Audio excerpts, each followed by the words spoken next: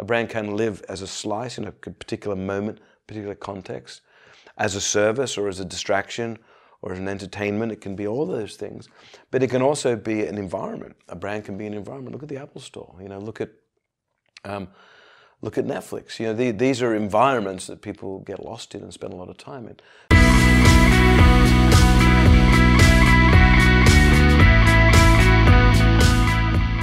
This is Velocitize Talks. I'm Eric Jones. I'm here with Nick Law, the Chief Creative Officer at Publicis. Nick, it's great to have you. Thanks for having me. Tell us a little bit about Publicis and what makes you unique in the marketplace. Me unique or Publicis unique? Publicis. Ah, good, because I'm not at all. I'm just garden variety. So Publicis is one of the bigger holding companies. There's four big ones, and Publicis is in that family of holding companies.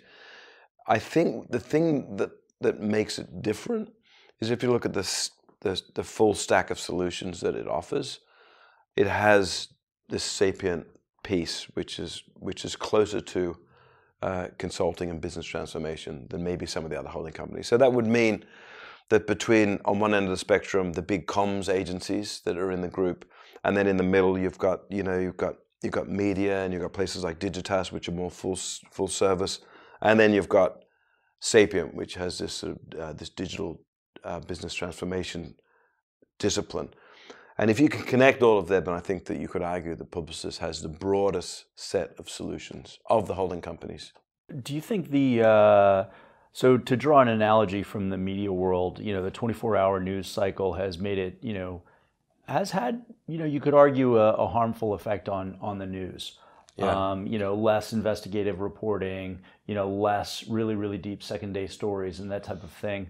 Do you think the massive and sort of constant iteration on campaigns has taken away a little bit of the creativity from advertising? I don't think it's taken away the creativity. I think it's broadened it and deepened it, and the sort of velocity and cadence of marketing has increased.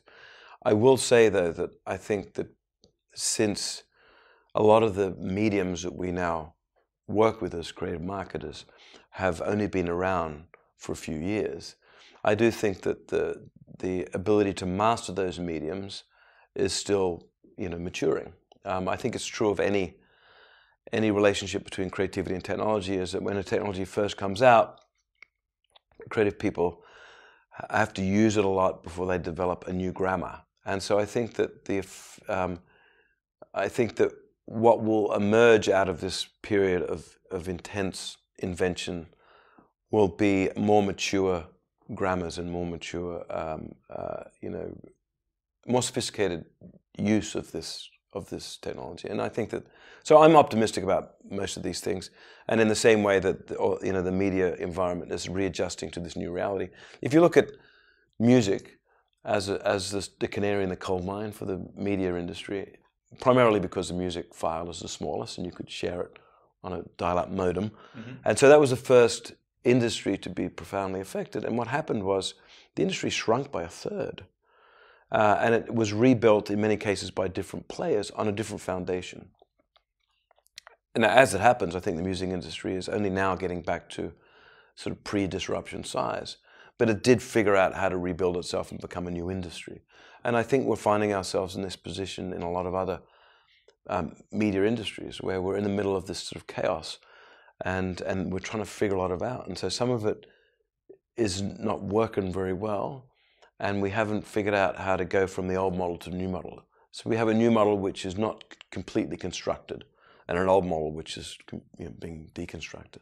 So I think that's more of what's going on. Yeah, I think the analogy to the music industry is a good one because, music today is more discoverable, more easily accessible than ever before. Yeah. And, that's been a wonderful thing, I think, to, many people.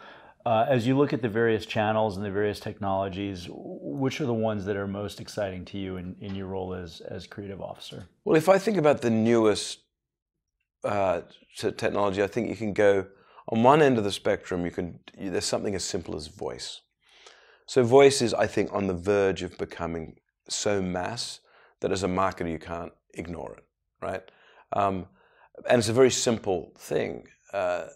it's basically conversational interfaces, and so the sort of creative skills that you need to combine are, on one hand, architectural and technical, where you more of a sort of experienced design discipline, and the other hand, great writing. You need to be great. You need to find the voice of of a brand or of a person or of an entity, of a service, and you need to get it across clearly, but in a branded way. So you've got what is essentially a very old creative discipline in copywriting, combined with manipulating the technology in a creative way. And then on the other end of the spectrum, you've got AR and VR, which I think are also going to become, I don't think anyone would argue with this, are going to become mass. AR, I think, is particularly interesting from a marketing point of view because you're overlaying something on the existing world. And I can see multiple applications for that, not just in advertising, but in creating services, for companies and demonstrations and things. So that's two ends of the spectrum. One which is more of a rich media environment like AR, and then on the other something that's as simple as voice. They both have huge potential, and they're both on the verge of becoming mass.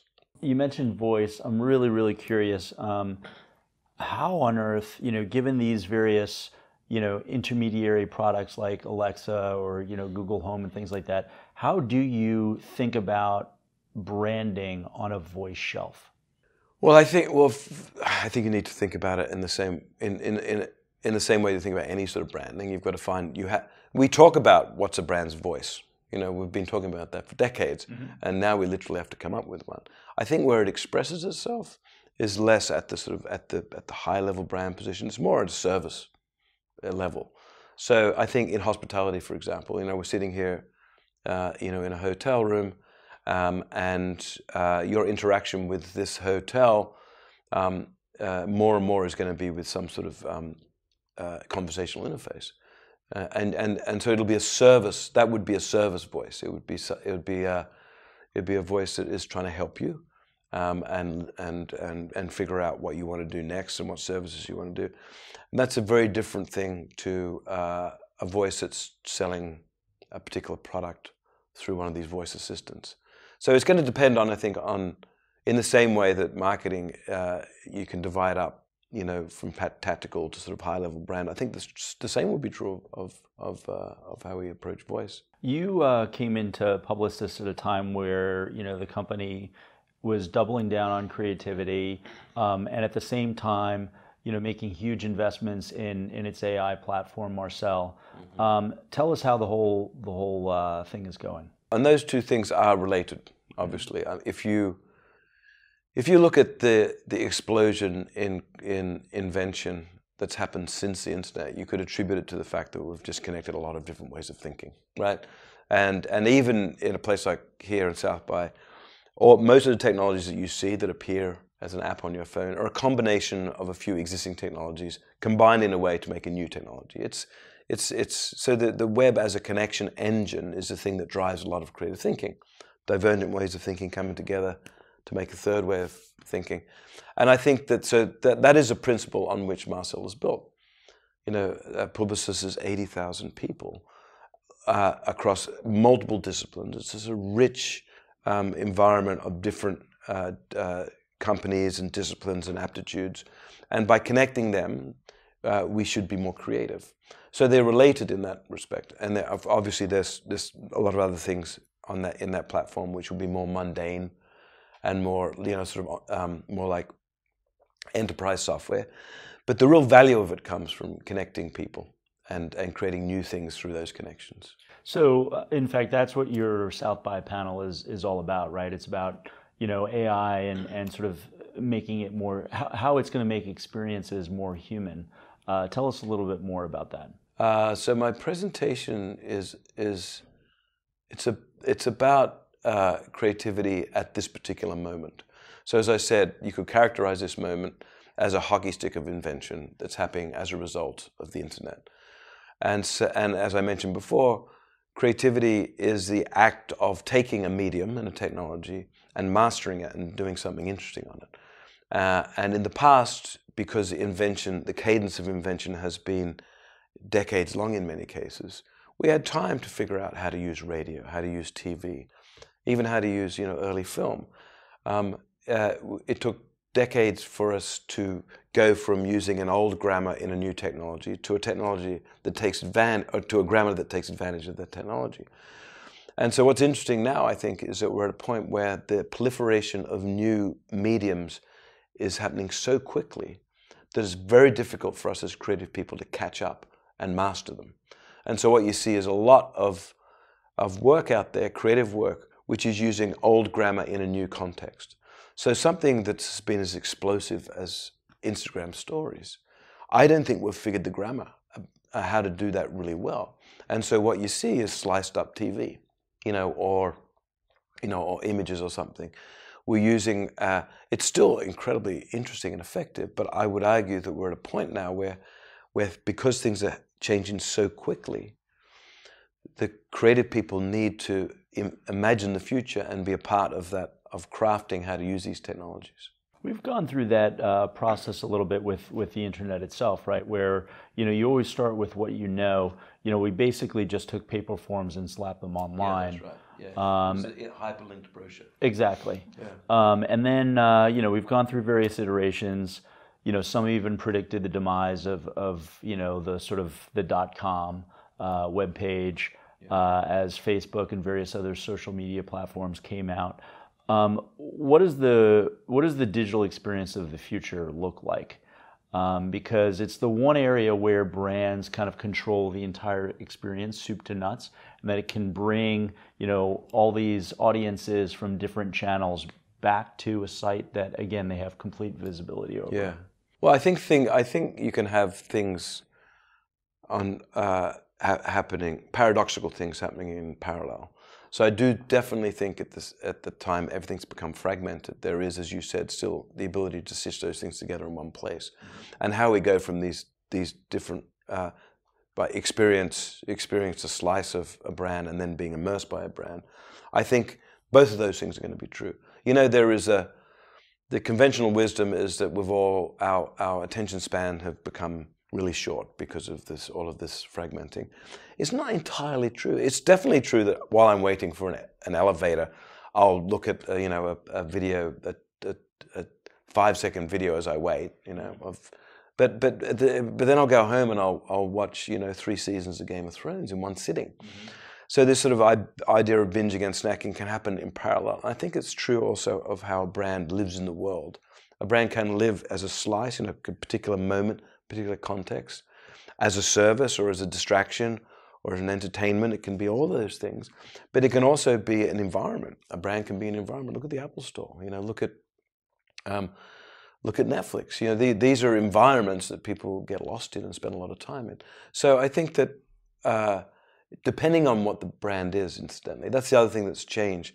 There was a time when, because media was so simple, templated, and one-directional, that to sell a cigarette, you could use the same tactic as selling a jumbo jet, 30-second spot or a print ad. I think now, depending on what you are as a business, will depend on how you use all of these moments and these formats. You've won, a ton of awards, various Cannes Lions, and many, many others. Is there anything that you do differently for those types of, situations? Do you think that type of work is different fundamentally from work that is designed for, the sort of ultimate impact of winning audiences? Sometimes not. It's definitely true that there is a genre of work that is made for the award shows. It doesn't mean that it's not real, and it also doesn't mean that it doesn't have some impact. But there's a lot of work that's scaled that feels maybe less new, but it's just well executed. That is how we help our clients' businesses grow. So I think that the award shows more recently have started to realize this and have figured out how to create categories that award work that does create real business value. But there's definitely a little bit of a schizophrenia in that world. And I don't blame the award shows for this. I blame the sort of avarice of the award industrial complex. There's just something about the advertising industry that loves to pat itself on the back. I think it's important, by the way. I think we need to be judged by our peers. We can't only be judged by our clients or by the marketplace. Yeah, we need to also be judged. So it's important, and I think it's a rebalancing act right now. What do you think is the most misunderstood thing about the advertising industry today? Well, as far as digital advertising, I think it's understood, but not really, is that we have these amazing services that we all take advantage of, search, social, all of these things that are free, and they're free because of advertising. And I think that one of two things is going to happen. Either that's going to continue, or we're going to divide the world up into subscription and advertising. And so I think it's important for people to understand that dynamic. And I don't think consumers entirely do. I think that they think that now that this thing has already always been here somehow, this thing in my pocket that connects me with my friends or with all the information in the world, and that anything that annoys me I shouldn't like. Now, it's up to marketers to make sure that those things are less annoying, and the platforms to make sure that they don't overwhelm the utility of the thing. But there is something sort of magical in the fact that we've created a model to make these things free. And I think we need to figure out a way as an industry and as platforms to make sure people understand that value. Nick, thank you so much. Thank you. It's been a pleasure. That was Nick Law, the Chief Creative Officer at Publicis.